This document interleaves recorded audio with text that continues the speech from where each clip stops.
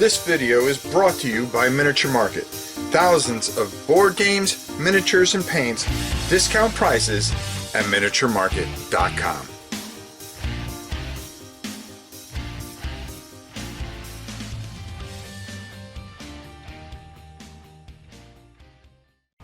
Hey everybody, it's your old pal Rob. Now today we have a fantastic interview with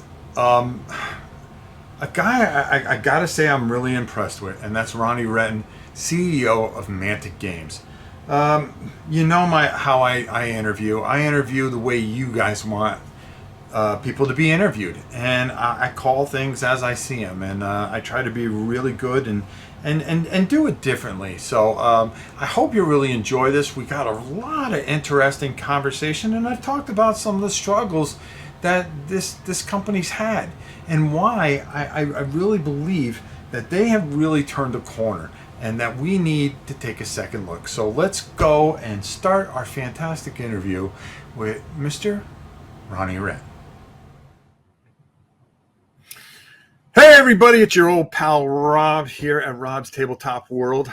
We are taping this for our podcast and also for the channel.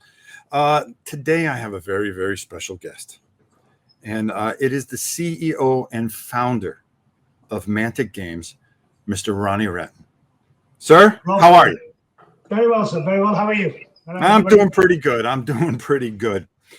So, right off the bat, okay, I'll clear a couple of things up, and really, it's going to lead into something that I want to get your feedback on.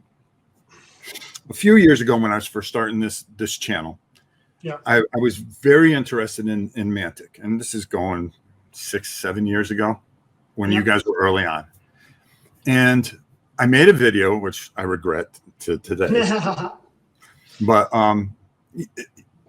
when you're trying to get going and you don't know what you're doing, and you're bringing stuff in, and quality control is an issue. Now that's not Mantic's fault, okay? But it is. Well,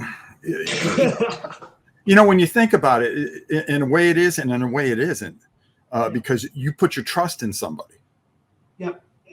And then, you know, unfortunately, it reflects on you. Yep. As you know so well. Yeah. So I kept on getting missing things and stuff like that, and I'm ordering the stuff from the UK to bring it in here. Yeah. And I'm going to say this much: they did a fantastic job at replacing everything. Yeah. But everything I wanted to do kept getting, and I got very frustrated. Yeah.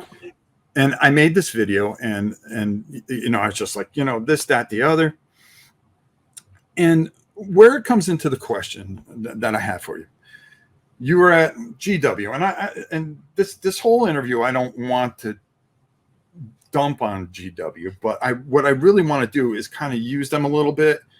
Yeah. And I know you were there for 15 years and 1 month, and this year, Mantic is 15 years old. I think it's 15 at the end of the year, but I think it's 15 on December the 9th. I think we're incorporated, but very, very close. It's coming up. Yeah. It's just going to tip in favor of Mantic. I've been here slightly. If you had to do it over again, okay, and start from the beginning, because it was a little bumpy in the beginning. What would be the things that you would change? I think there would be 3 things. I would do less things and do everything better.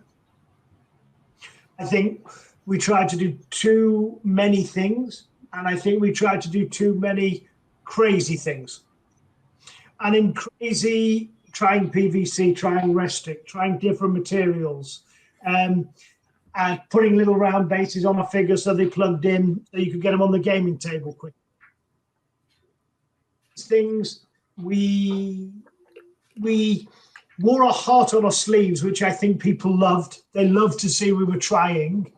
But the problem was, as you got out of the really early adopters, who were the fans and advocates of your early journey, and you started coming out to people who just wanted a nice, pleasant experience, we were showing them all of our growing pains. It was a little bit too public. And if we'd done less, but done it better, done it more thoroughly, then I think we would have had a more gradual but inexorable rise from left to right. And every mistake we've made ultimately rests entirely on my shoulders for those reasons.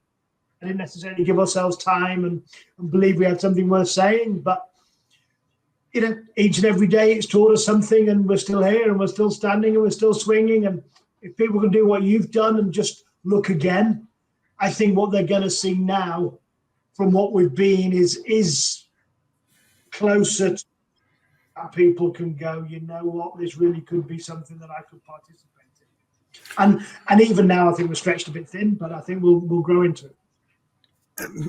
Great point, because one of the things that I've noticed since I've made a couple of recent videos is, hey, I remember back then, and I kind of turned my head to it. I need to give this company a second look. And I'm really hearing that a lot more.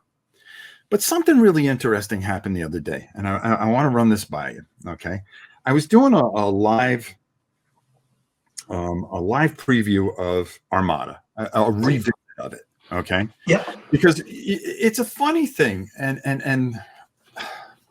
again, I want to tread lightly, and I know a dumb session on. Listen, you're wearing a Manchester United shirt. I put MCFC on some of my Dwarves, Brucey. There's nothing you can do to offend me, Rob. You just fire it out as you want to go, I didn't know, all the things, because I read a little bit about you, and I usually don't prep for anything. I just shoot as I go. But to find out that you are a Manchester City fan, I mean, I should just walk right off this set. It's all fun. Mantic and City. I got to ask you this one question. Was Radford offsides? Was Radford offside? Was Rashford offside? Definitely, totally offside. Yeah. He wasn't offside by the letter of the law, but did everyone stop playing? It's like, well, come on, he's offside. Play to the whistle. That's what you do, Exactly. Not offside for the second goal, were you? Yeah. I will tell you this much, Ronnie. I have such a passion for football, Premier League. I think it's the only good football in the world. Okay. Yeah. And I stand by it. I have England shirts. Now, I live in Florida in the United States, and during the World Cup, I will go to a pub and I will wear my England shirt because I think U.S. soccer is rubbish. It's garbage, and it's embarrassing. It's where Premier League people go to die.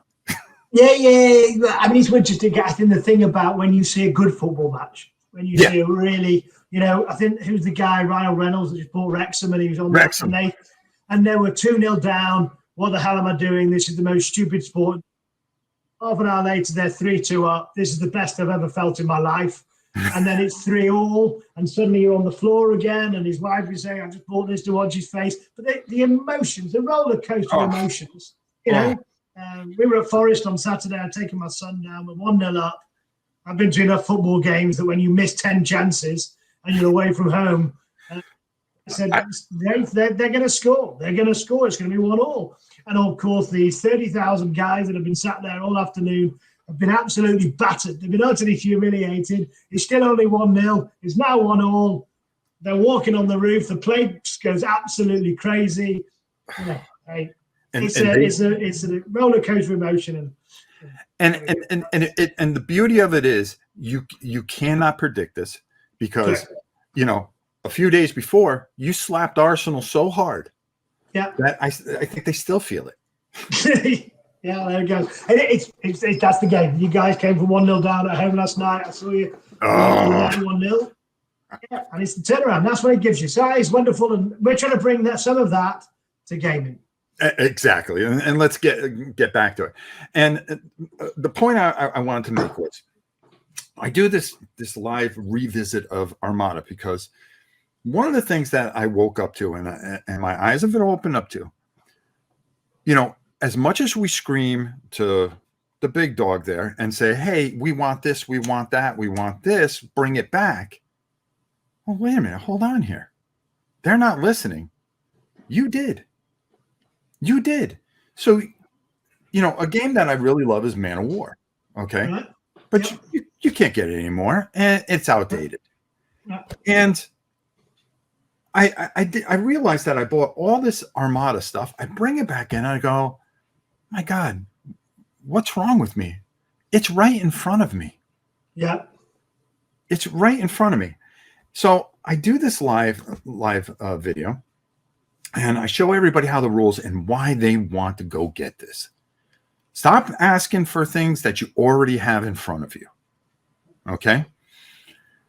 A local game store here who watches this goes, hey, Rob, you did this wrong and you did that wrong. Oh, okay, great. He goes, I love Armada. And I'm thinking to myself, I go, you love Armada? I go, well, how come you don't carry it in your store? Which I couldn't scratch my head. You're playing it. He goes, I can't get enough people to play with me.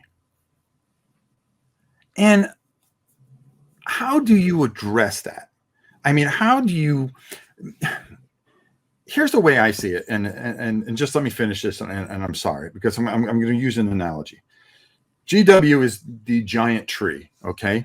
They haven't added any water to that tree. And you've got all these chestnuts all over the tree, and they fall because they're not getting enough water. That's your opportunity. But how do you get all those chestnuts together? Yeah, and I think probably, and I'll make a reference because I think you're about the same age as I am, the Field of Dreams, build and they will come. Yes. And I think and when we started, I mean, when I left, I see the kind of discontent that was going on with the reality is they are a public limited company and they have shareholders, and that's who owns them, and that's who's their bosses. And I could see that wasn't working terribly well, and they'd done licensed products and gone, licenses don't work for us, and they don't, because you'll have a good year and a bad year and a good year, and that's not great for shareholders. And I want to address that too. So go on. I'm sorry. I think they do work, but I just don't think they work if you have shareholders. But we can have 2 good years on the back of Hellboy, and then we can have a quieter year where we do something else, and then go get another one. So that's kind of where we set out with Mantic to go in it. But I thought, I'm just going to run my flag up the flagpole, and everyone's just going to suddenly start flocking to me because they're going to realize that this is the whole deal and the nirvana of bringing some fun back to gaming, and we can have and actually it took me a while to realize that people really loved what they were doing. And sometimes you get to the point where you go, I'm not going to look. And you're saying, I was looking, but I couldn't see. And I've been saying for a while, the hardest Mantic product to buy is the first one. Because there's some degree of just saying, I'm going to let what I've done go because I want to now experience something else. And I think there's a of us as consumers looking to go back to something that is no longer for us, but it's a hard journey for us to realize Games Workshop hasn't changed. You have. Mm-hmm. You want to go back to being 14 and playing Man of War. They probably made it. It's probably called Warcry or one of their other games, yeah? But you're not 14 anymore. And what you now need is something different than what you were experiencing then. And I remember reading Teen Titans and Marv Wolfman and George Perez. It's the same thing. I was like, this isn't the same bond I had. It was because I was 18, not 14 now. And I think what we've got to do is go out and say, who are our products for? And I'll talk about this product in a bit, because this is only got made because I'm 50. And this is something different, and we're going to talk about it. But what I've realized in part of this journey is that there is no going back. There's only the now. And the now is, if I keep making products for people that don't have the time, they can't keep up with 73 codexes, not through money, but through sheer time and through, I want to turn up, I want to play my friends, I've got 3 hours, I want to play my soldiers, and then I want to put them down, I want to have some boats, and I'm going to do that, I'm going to do it for 3 months, and then tell me what's next. Dead Zone, right, I'm going to do some Dead Zone money, okay, we'll do that. Right, what's next? Okay, Firefight, okay, I can take my Dead Zone models and skate, okay, let's do that. And we're going to bring people slowly but surely from word of mouth to just grow slowly but surely into a different tree. It might not be chestnut. One of the things that I've really reevaluated myself and what I want to do, and I'm not saying this because you're here, okay? A perfect example of this is I walked into a store. Now, the Miniature Market's one of my sponsors, okay, on the channel here, and I tried to get whatever I can there. You guys sell out pretty quickly. And I go, okay, well, they're doing really well. They're doing really well here. But they don't bring in enough of it, I feel, to really push forward. And the prior owner, who was a very, very close friend of mine, before Asmodee took a hold of it, I kept on telling him, I go, there's something here. There's something here. There's something here. One game that I think just doesn't get a lot of love is this battle.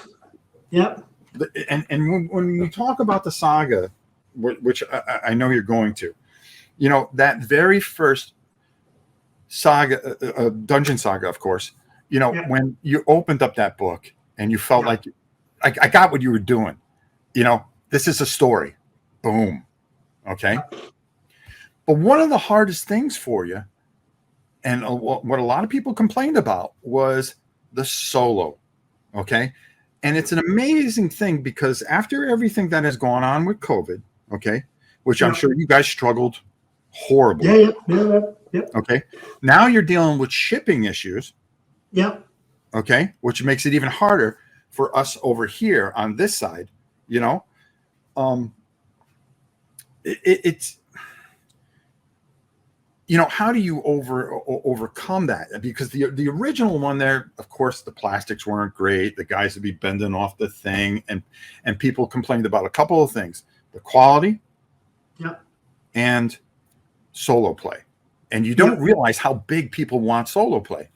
Now let me go one further, okay? And I'll let you respond here. I'm trying to squeeze as much as I can in the short time that we have, but the big guy there, okay, makes Kill Team, okay, and all these other games. They're not fun, Ronnie. Yeah. They're not fun. And I'm going to tell you right now, and I'm not saying this because you're here. Your games are fun. Yeah. They're a lot of fun, and people need to see that. Yeah. And I'm going to go a little further, but I'm going to let you respond to what I've said so far. Yeah, okay, so there's a few things. The first is primarily and deep down, we're making games that are fun. And I think that's most important. And actually, when I was young, it was kind of winning, like let's get the meta right now. And I used to dream about getting if I get my goblins up on the top of the hill and then they attack this, I can get flank attacks. And, it was all just in my head. The game wasn't playable, but I was thinking I was Napoleon and Alexander rolled into one. Right? As I got older, I realized what I wanted to do was have fun. Just the games need to be fun. And if it's fun and I lose, but it's not a huge investment in time and I don't have a headache, I don't mind playing again. But if I've been tabled, having spent a load of money and a load of time, and a load of effort, and I'm humiliated, then I'm not sure I want to do that experience again. And I think our games are something you can play on a Tuesday night. You can unpack it. You've kind of forgotten how to play. You start bringing them out. You go, okay, dead zone. They move into a square. They roll 3 dice. +1, I'm higher. Actually, I'm going to get more because they're in clear shot. Or everything's logical. Everything's intuitive. There's no tables. It makes sense. We start with the cinematic narrative. And it's always the way with dead zone. How do you get a clear shot? Someone runs in, kills one of your guys. Therefore, his go finishes. Now it's my turn. You're in the middle of a square. You just killed one of mine. I'm going to come around the corner with a, high-intensity rifle. I'm going to mow you down. Right, now I've come that, but now you're going to come back and kill me because you're going to run in because one of your guys is going to come, and it becomes a back and forth, all built on fun. And the reason is because in games for 20 years by this point, the guy that wrote Kings of War had written 4th edition Warhammer, 5th edition Warhammer, but all he could do in those games was iterate. He could only refine ever so slightly. He wasn't around to go rip it up and start again. So when he came to Kings of War, he wrote the war games that everyone that had played rank and flank games wanted to write. I'd been playing games for 20 years. So I said to him, you know, how did all wars, battles up until cannons arrive, how did they get decided? Not by how many you killed, but when the army broke. It was all about. So if you imagine standing at the front and hitting someone, you can do that for quite a long. When the mate behind you says, you know, there's guys at our back as well. You go, say what? Yeah, there's guys at our side, there's guys at our back. You think, I'm running. Because, God, you know you've lost. That's it, you're out. So when you play Kings of War, if you get attacked in the front, that's an attack, thundering charge. You get attacked in the side, they get double the number of attacks.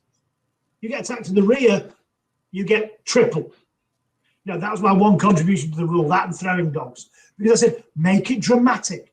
Don't make it plus 10%. Double it. Well, yeah, don't show people your flank. It's a really bad idea. And so we went purposefully for cinematic moments that explode the narrative. So you've got to be careful. You've got to think. But all you're thinking about is you're moving. Your army's on. I've got a +1 for this, but you've got a -1 for that. I've got a sphere of this and a sphere of that. Come on. Yes, have a buff. But if they're big, heavy cavalry guys, they're going to hit pretty hard. But once they've hit, they're pretty vulnerable to being attacked. So big thunderous charge, but then once they're there hitting you, well, they're just a bloke on a horse. We kind of built those fun into the games right from the very DNA on the blank sheet of paper. And we knew what we were doing and could build from there up. And now we've got kind of, I would say, 4 or 5 games that are world class. Yeah, they're all on 3rd editions. And one of the things. Oh, go ahead. Sorry. No, I was going to say Dead Zone's on 3rd, Kings of War's on 3, Firefights on 2. Yep, Fire. Beautiful game. Just brought that in. I started working on it, putting it together, and I'm going, this stuff is beautiful. Yeah, it's mind blowing. That game is mind blowing. And what we do with it in the next year is going to blow your mind all over again. And the other thing, you know, Kings of War, you know, I've been screaming for the old world, along with a bunch of other people. And it's right in front of us. Yeah. Only better and balanced. And it's Kings of War. So what am I going to do next? I'm going to buy. Listen, you're going to cost me a ton of money, brother. Yeah. I'm not apologizing for that. No, I'm going to make your second quarter look good by the time I'm done on the channel. but I'm going to go a little farther and tell you how fun it is. I got the original Dead Zone and I walked away from it. I forgot why. I just got involved. It was a bit crunchy. The very first one, because I couldn't decide. I wanted to kind of we wanted to do a game, right, where there's 6 guys. They're super tough. They're absolute heroes, and you've got ammo packs, and you've got a stat card that says there's six bullets in each ammo pack. Mm-hmm. So what you have to do is load your gun, and when you fired 6 shots, you've got to reload, so it slows you down. But you've got another guy with and it was kind of like, could we make the problem was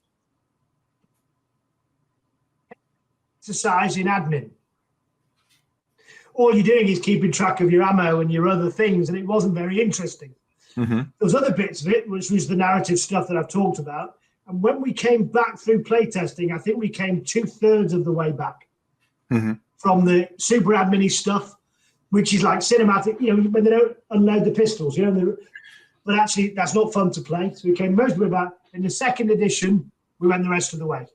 We just refined out the covering fire and the other things. And that's why I would say that I struggled with Dead Zone 1 and why we had so quickly Dead Zone 2, because I knew there was an absolute diamond in there, but it was still rough. It was ahead of its time, Ronnie. Yeah. It was ahead of its time, because if you look at Kill Team, it's just a trussed up and jacked up, you know, $300 game. Okay. I would do the Pepsi challenge, Kill Team versus Dead Zone any day of the week, and I'll stand there and I'll say, you play, and you tell me what you prefer. And I'm going to stand by that, because I'm going to tell you what happened last week. Last week, they just came out with the latest edition of it. You know, Space Hulk, you're going to suck me in every single time. You know, one of my all-time favorite games. Sits right behind me over there somewhere. Okay. I picked it up, and this is God's honest truth. I picked it up, I looked at it, and I go, you know something? I'm not going to fall for this. I'm not going to do it. And I put it down, and I knew that I had Dead Zone third edition, the newest, the Omega or whatever. God, I hope I'm. Yeah, the Omega one that's just coming through. Yeah. Yeah, which should be releasing real soon. Yeah, shipping right now. Actually, Miniature Market will have it next week.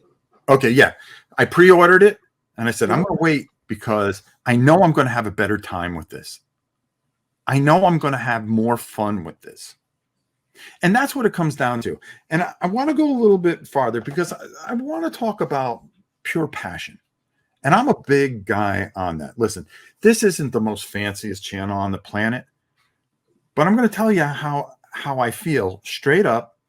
And I'm going to put, and if I stand by a game, I'm going to put my heart into it. And I'm not going to sell it to them. I'm going to make it where they make what I think is a smart decision. Some people may agree. Some people may not. So we can do. I watched some of the rule videos that your team has done. Okay. And I want to compliment on what a fantastic job. There is no way that I could even do some of the things that your team has done, because there's two things I see there. They're not goofing around being idiots, okay, which, trying to be funny. They're there, they're having fun, but not faking the fun, because they really believe in what they're selling. And you could see it. It's like a lot of different channels here, okay, on YouTube. They'll give you the plastic hair sell job, okay, the infomercial, okay, but they don't believe in it because I want to keep that sponsor. Instead of coming and bringing you something and saying, I really believe in this, your people believe in it, and I see it, and I feel it, and it gets me to a point where, over here on this side, I want to do everything I can to show people, hey, it's not only this, it's Star Saga, Dungeon Saga. I mean, these that's fallen off, of course. These resin castings are some of the most beautiful ships I've ever seen. I was working on it while waiting for you because I left you for 5 more minutes. Yeah, which I plan on really pushing this stuff hard. Why? Because I believe in it, because your people show the passion for it. Tell me a little bit about the staff that you have around you and why, it really is amazing how you guys have gone from here. And a lot of companies would have just sunk. But I see you keep going and getting stronger and better. And you convinced me. Right. You turned me right around. And all I have, I think, is the passion at the beginning. Here's the thing that everyone has to. I loved gaming. I was into gaming before it was cool. If anyone found out you're playing with little lead soldiers, I'm 100 years old. Trust me. Correct. You used to get beaten up in the classroom.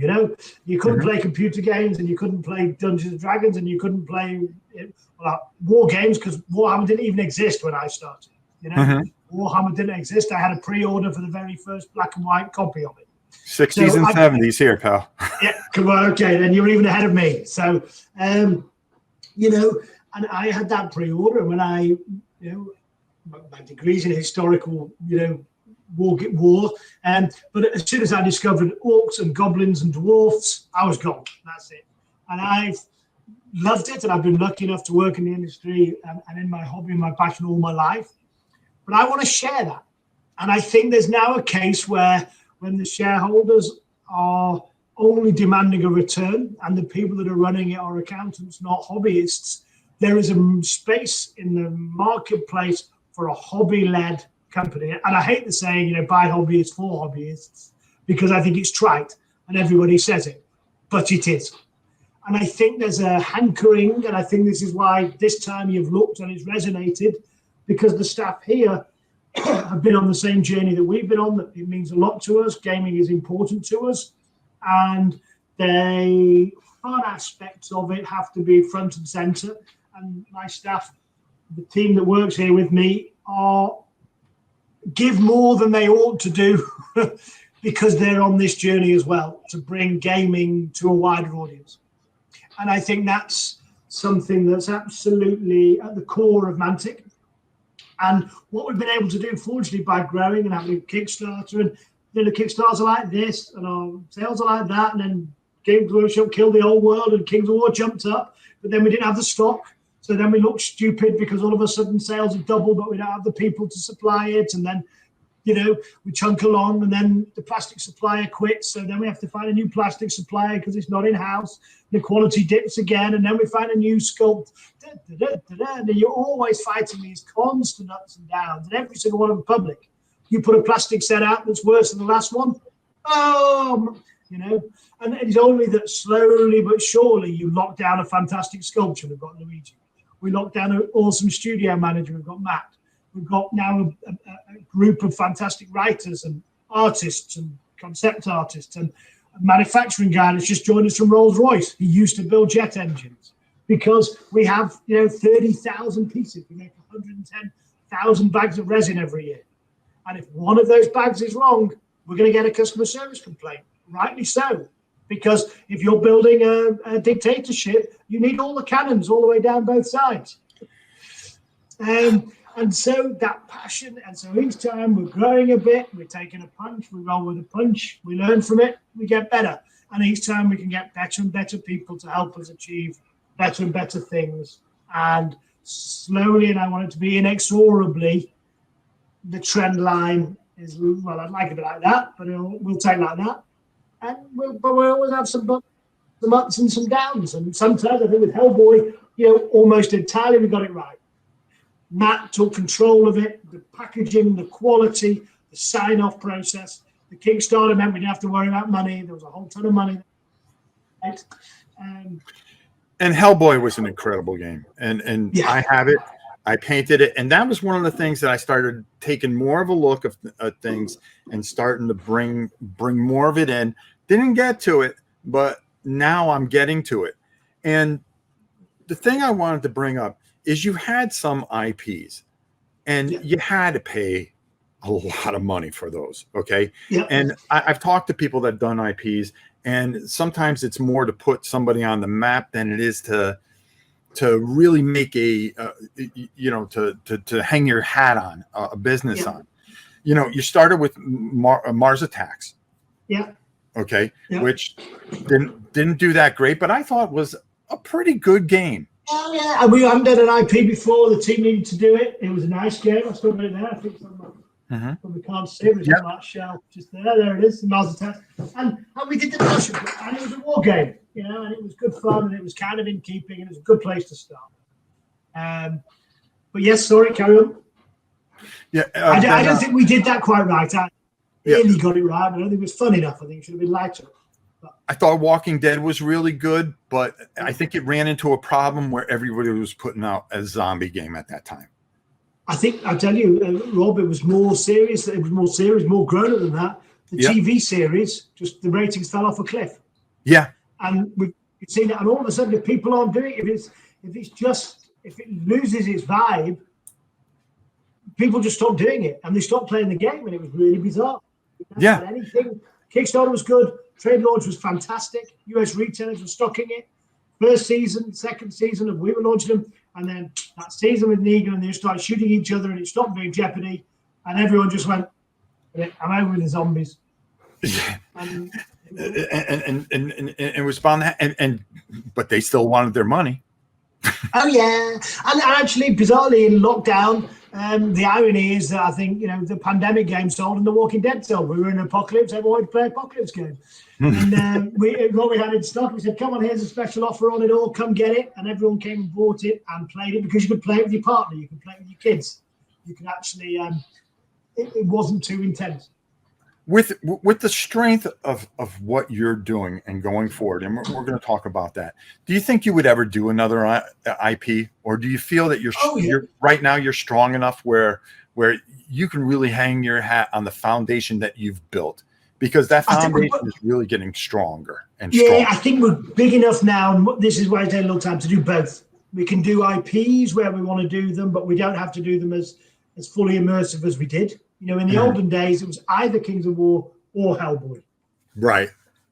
And for example, this year we've got Dungeon Saga, which is coming out. We've got a very cool IP that we're just about to announce very soon. That's really a lot of fun, a really light-hearted game. It's not hard for us to design. It's a couple of tools worth of stuff. It's going, oh my goodness, that looks fantastic. It ticks the fun box. But actually, even though it's a board game, it's a player versus player versus player versus player board game where you throw hand grenades and I'll give you a little clue. You're going to get a world exclusive here. But there's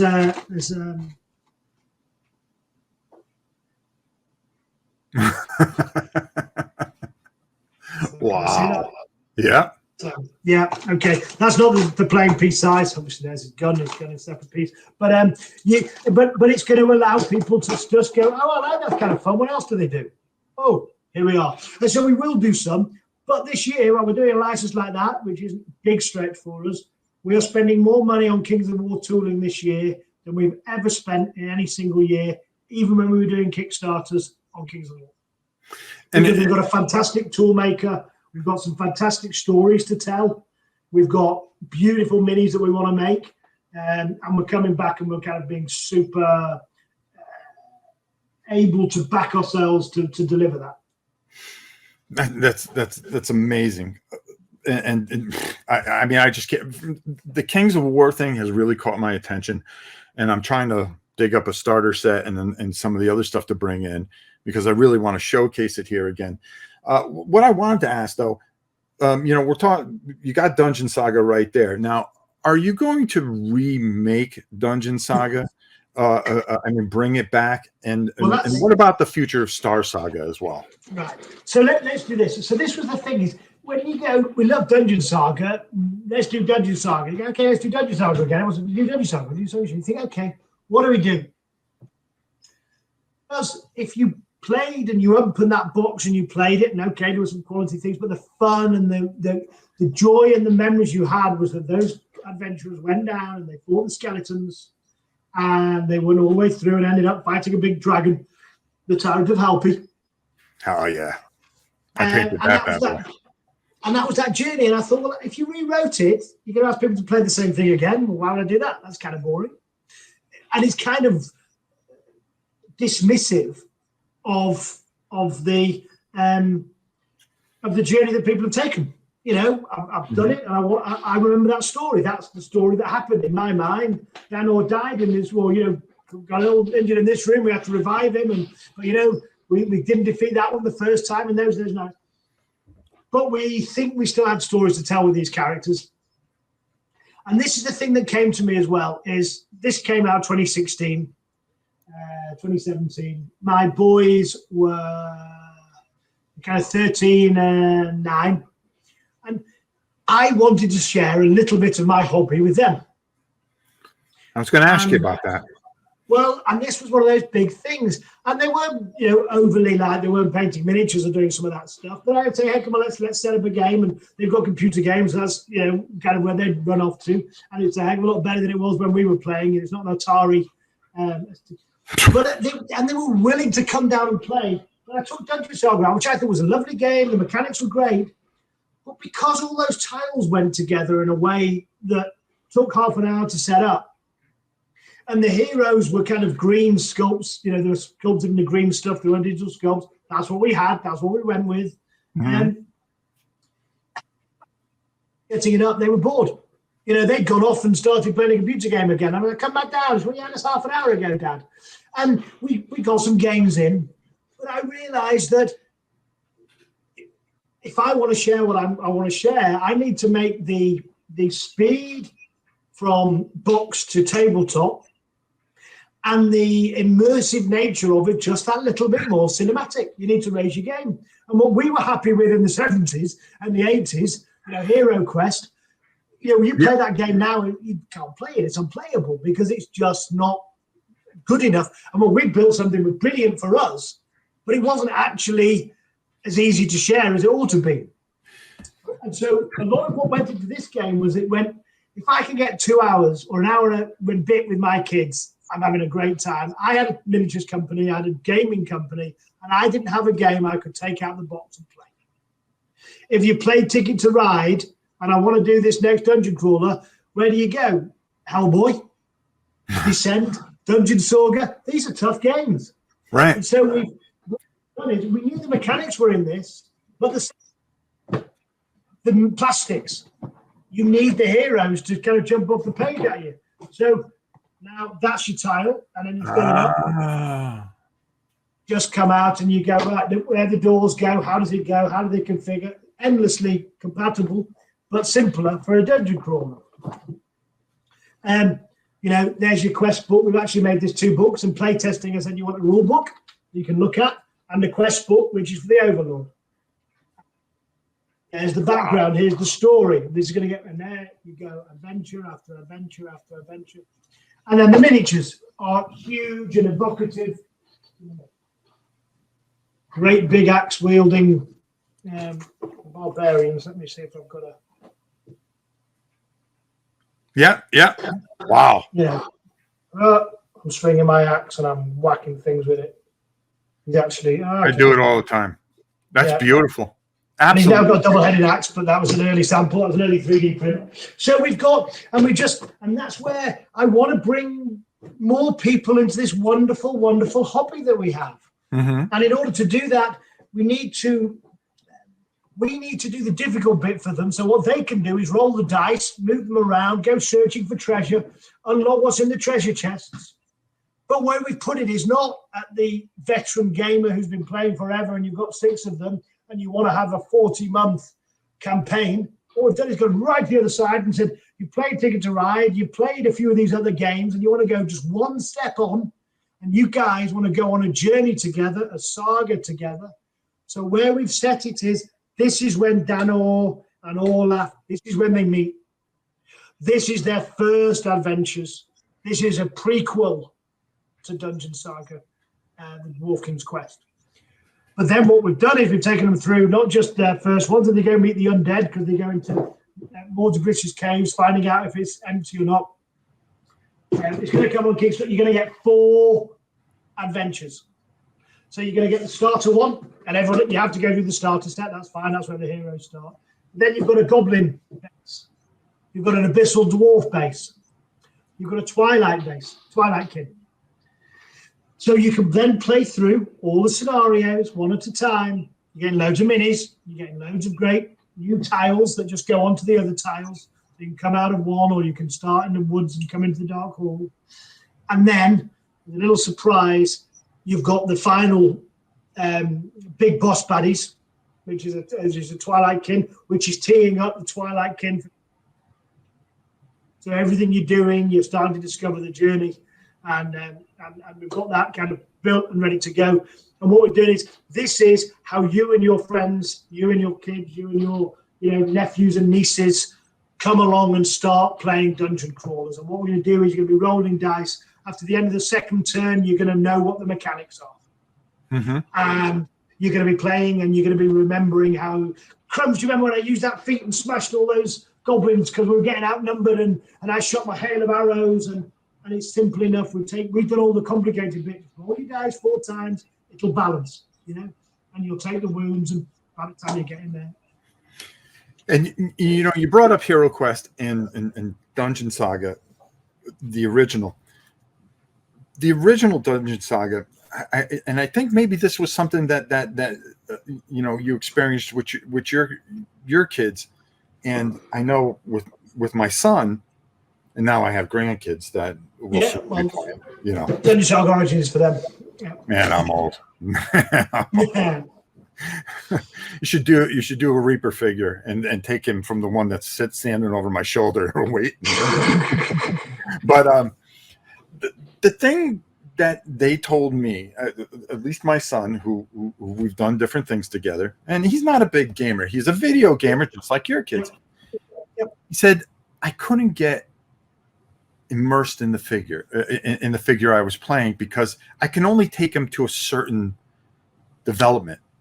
Yep. And I think when it becomes personal and they can develop that character, and that's why Hero Quest doesn't resonate with us anymore, because you know, we don't want it overcomplicated. I mean, Yeah, but exactly. growing up, I was playing the old war games, the SPI games, and all that stuff. And it took me like a year just to set some of these games up. Now that I'm older, I want something quick that I can spend some time with my kids, but yet still have a little bit of that depth where they get immersed. Yeah. Well, how does my barbarian that I named Chuck, go through this and oh wow, I found an axe that I can take with me on the, and now he's getting stronger. Boy, if we were to do this over again, I would have knocked those goblins out that gave us a tough time, and the excitement of finding things and experiencing things and sharing things, and that's what's all baked in. That's you get buffs, you get money, the money you can spend in the shop to buy a little buff for the next adventure. So if you do well in it, you do better in the next one. But then you also build up levels. You've got better feats. You've got the new hero card, which is tougher than the old one, and that's what Dungeon Saga gave you without the administration of re-rolling and too much, And this is what it's a board game. It's game night. Let's get it out. Let's play. Let's roll some dice. But let's not spend 4 hours setting up. Let's spend 5 minutes. Let's get on and let's enjoy this journey. Let's get through 2 episodes tonight, and then do you want to do that again? Yeah, Dad, because I can now buy this axe. I can now, and they just I want a shield. I want some armor. I want those things. I found this. Can I take that with me? And if you're having fun with your kids, I don't know if any greater or your gaming group, it's a great, enjoyable, wonderful, rewarding hobby. And I think that's what we're trying to. And it's such a great point, and it really is the strength of this company, as not being. I can't consider you a small company. Okay. Yeah, well, we are. Everyone thinks we're a lot bigger than we are. There's 28 of us. Yeah. Do you think at times that helps you and hurts you? Yeah, both. Yeah. I think, people say, well, who else does this? They say, oh, Mantic does it, but then you're held up to the standards that these guys can do. And they can, they make £150 million a year profit. Profit. But if they want to buy something, they want to do something, just do it. I own this company, it's just me. And if the money's not in the bank account, we can't do it. It's as simple as that. And so you get compared to, and what it does mean is you raise your game. If you're in here, you're going to have to perform. And so you can't cut corners. So every decision we make is important. The people that we have working with us is important. Who's going to help us sculpt it? We have to have the best we can possibly afford. Who's a great guy, who's easy to work with, who does this remarkable stuff. And that's what he does. You can see from the barbarians and from the sculpts that we're getting and the plastic tooling that we're getting, the rules writers. We have to care about every single thing and you've done it and we've done it. When we made a mistake, it's very obvious and very public because we're held to the highest bar. What I think is that at some point, one day we will get everything exactly right and we'll keep getting it right. And at that point, I think is when we. I really think you're on your way, because I'm going to say something here. You could write until your hand falls off. You could post. You can try to get answers from them. You can ask for interviews. However, from the person that picks up a box of set with certain companies, and let's not just leave it with Games Workshop. Let's talk about a majority of the companies. They don't listen to their fan base. One thing that I think is one of the greatest strengths, okay, is that you're not, listen, here on this channel, I pull back the curtain. I just moved to this farm here, okay? We bought 23 acres, got cows, chickens, all this stuff. We have Starlink when I was used to the highest internet. And I wasn't afraid to say, man, this is hard. This is where I'm making mistakes. This is where, what can I do better, okay? It's the same thing. It's the same thing. If people find a rule clunky, I've seen where your people have responded and said, well, you know something, we can work on this. Why don't we try this? Why don't we try that? You're willing to learn. Yeah. Okay. You're willing to take the community's input and take what you have and make it them be invested. Because if somebody believes in you enough, if you do have a hiccup and you do go through a bump in the road, they'll stand by you, Ronnie. They'll stand by.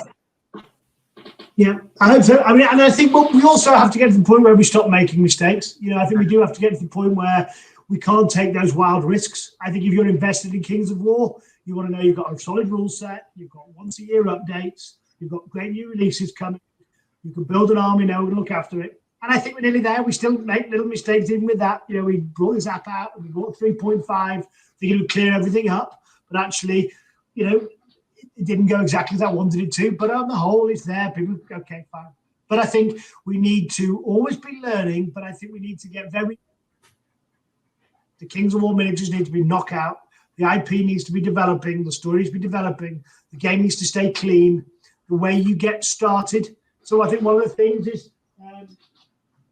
you know, it's all well and good. And I was looking at, you know, if you're a tournament player and you want to play, you know, let's say Ratkin, I just did the box that's there. You know, yeah, look at that. All this beautiful plastics. You've got all that. You've got army sets. You can add this to it. You can add that to it. You can add the other to it. And then I realized, yeah, but if you're getting started, how do you start with Kings of War? Is that what I'm going to start with? Really? I'm going to have to paint all that before I can play a game. I thought, yep. Christ, Ronnie, you started this to make it easy, to make people open, and you've got 40 codes, 40 SKUs, and you know, go start here. And so I had to go back and go, you know, right, the ambush set. Yes, I've seen those. And these are me going, I'm sorry, we've got a great game, I want you to learn it, but actually here's some figures at a great price. You've got some cavalry, you've got your infantry, you've got a little rule book, you've got how to assemble them, all in one box, really good price at 30, 40 bucks, something like that. There's a QR code, you can now go and watch a video, you can learn how to play, you can download the rules, you can use the companion app for free, build your army. What to buy next? We're going to get those bits up. Okay, thanks, I've built these. Add some cannons, add some of these to it. Oh, okay. And then slowly but surely, if you keep getting help, you go from this and end up with this. But we know that isn't an overnight thing. That's not even a week or a month. And that's the hard thing, especially nowadays. Okay, I know you guys are feeling a tough time over there in the UK. Okay. Yep. But you know we're on the verge of it as well, and it's getting people to make good decisions. And people are now really starting to look around and try to get as much information as they possibly can. Now, over in the UK, there you got a couple of great channels there. But they primarily hit the UK, okay? Yeah. You know, and they do a great job, and they're getting your message out.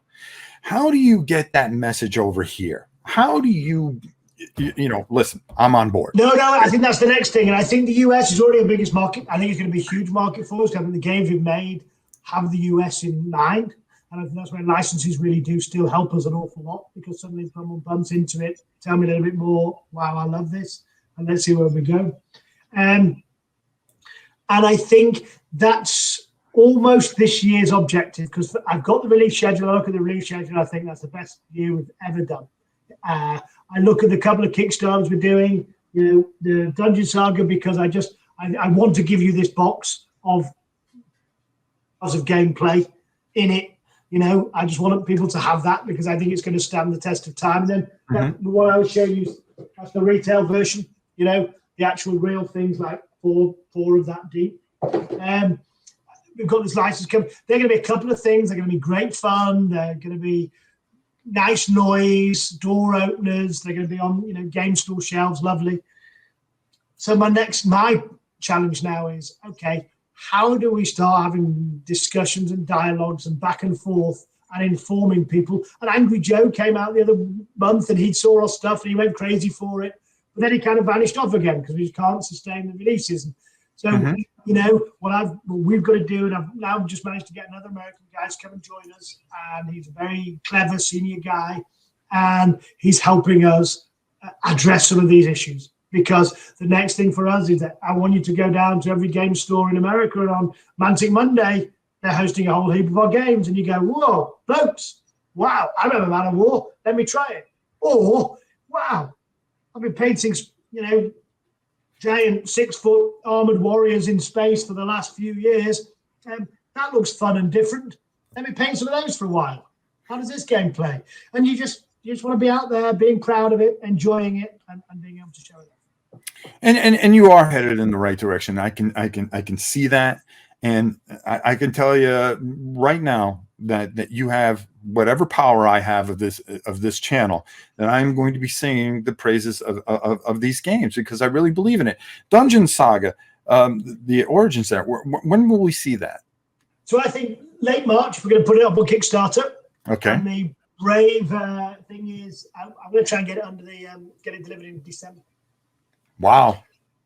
So that because I think it's a family game. I want it to be thought of in that kind of, I want to get playing this, and I want to bring people on my journey. So the journey it's not just the heroes starting. Mm-hmm. It's also your group, your cadre coming into miniature gaming. Which I think everybody wants. Everybody really wants it, and that's what they wanted from the original. Will you be reprinting the original, or that is that done? Not in that shape. I think what we did do, which I think was very clever, is the miniatures in this base game are the same heroes and same baddies.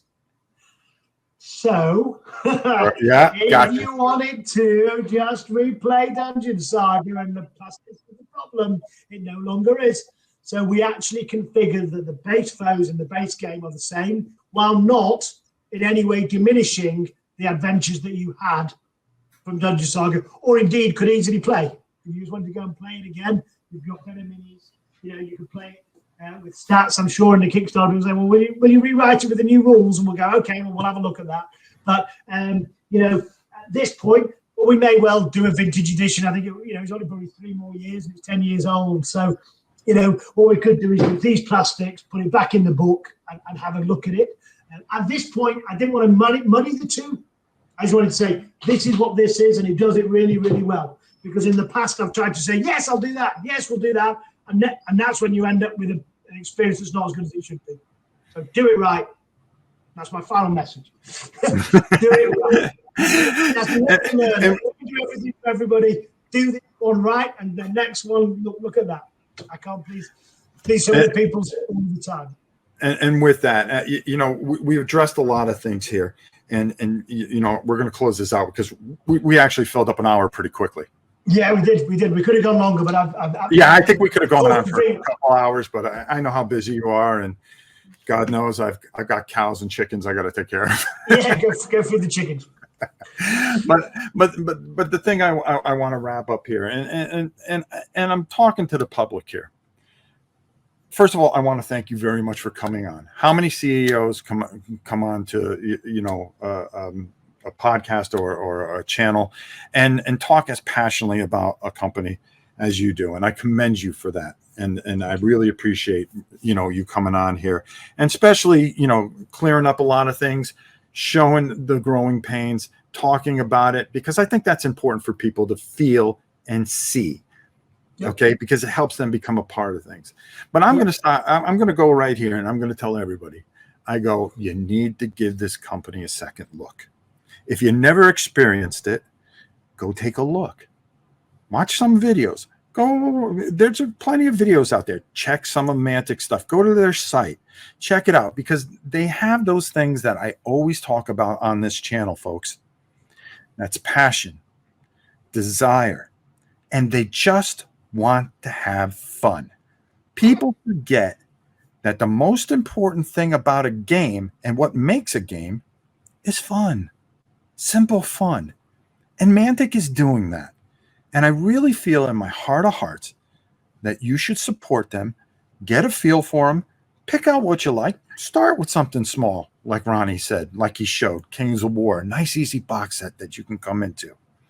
You're going to find that you're going to spend your money smartly, and you're going to have that thing that's most important, which is fun, folks. Go out, support them. You can find them in Miniature Market. You can order them directly from www.manticgames.com, I believe it is. Yeah, nannygames.com. The Miniature Market, we've got lots of independent trade customers there. We've got a Armada beginners product sale starting next week. So if you want to get your hands on a starter set or the rule book or the rubber mats, I got to catch catch up. up. Miniature Market, they'll be able to access the Nick knockdown price, making 25% off all starter products on top of whatever discounts they offer. Because we want people to, we've seen your video, we've got some new releases coming for it, so it's not a dead system. We've got the best fleet we've ever done. The Trident Realms are coming. We've got a new book coming in the summer. We've got terrain coming from its interactive terrain. There's another fleet later in the year, but it got launched during pandemic. No one actually got to demo it and play it. We're going to Adepticon in a couple of weeks. We're going to Salute in 6 weeks. And between those 2 dates, we'll actually start from next week. We've got a beginner's sale. Come and give it a try. Come and have a demo with us. Give this game a try. Watch your great playthrough last week. And come join us at Armada. And when you've done that, you'll be already, well, we said the hardest product is the first one. When you've done that one, you'll think, right, Kings of War, Dead Zone, let's go. Yeah, and I'm talking. We got Dead Zone that we're going to be featuring here, and a whole bunch of other stuff. Again, Ronnie, thank you so much. I can't thank you enough for coming on here. And hopefully next time I'd like to do this live where we can get people to enter in, but I felt it would have got in the way of what we were trying to accomplish here, which is to establish and have people understand where you've been, where you are, and where you're going. And I think that's the most important thing here. So for the great Ronnie Renton, myself, your old pal Rob, until next time, we'll see you soon, everybody.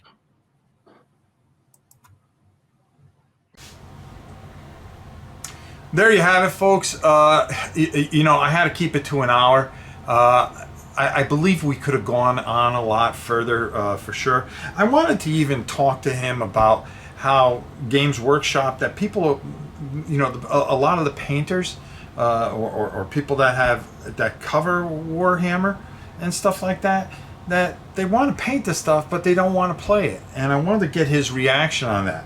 I hope at some point that we can have him back on where we do it live and we can have you guys ask some of the questions that you want asked, do a Q&A. I thought it was really important for this time to really just keep it just intimate, where it was just he and I addressing some of the things that I believe and some of the things that I was excited about this company kind of really just turning a corner.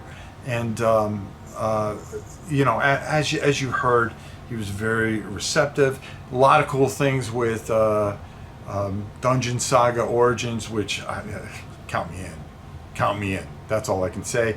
And I'm really looking forward to maybe getting my hands on some of this Kings of War stuff too. So we'll see how it goes. So I hope you enjoyed it. And until our next interview. Oh, and make sure if you couldn't have listened to the whole thing, or you want to listen to it while you're driving, it goes live on our podcast this Wednesday. Be sure to check it out. Until next time, it's your old pal Rob. We'll see you soon, everybody.